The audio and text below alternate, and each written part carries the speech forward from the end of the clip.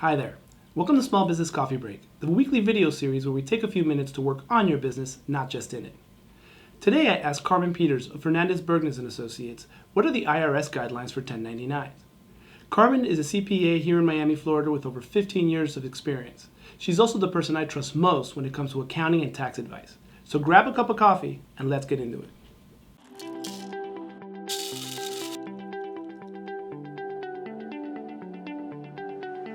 Does the IRS have a definition of what a 1099 is or isn't? Yes, they do, both the IRS and the state. Okay. And clearly because they want to go after the payroll tax.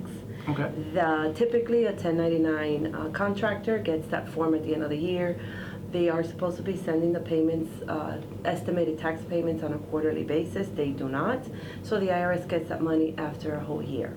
With payroll taxes, typically the employer pays those taxes on a monthly basis or semi-weekly, so the IRS is able to get that money much quicker.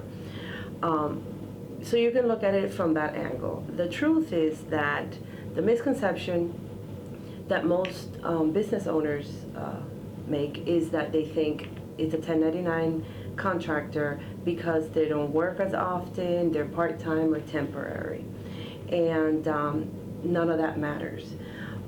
Typically a 1099, you do not control at what time they come in and they're out. They tell you, you call them, I'm going to be there at 9 o'clock, and do what they need to do and leave. They don't just provide that service for you, they provide it for other people as well.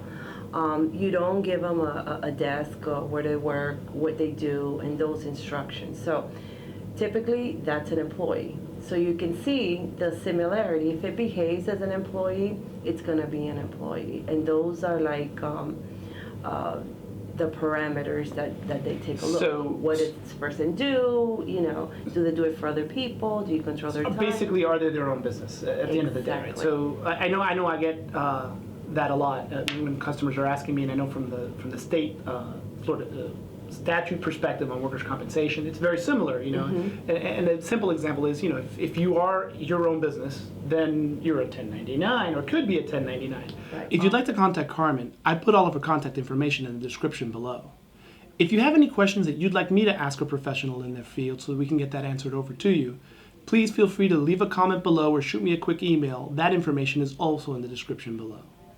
If not, let's grab a cup of coffee next week and we'll answer some more questions.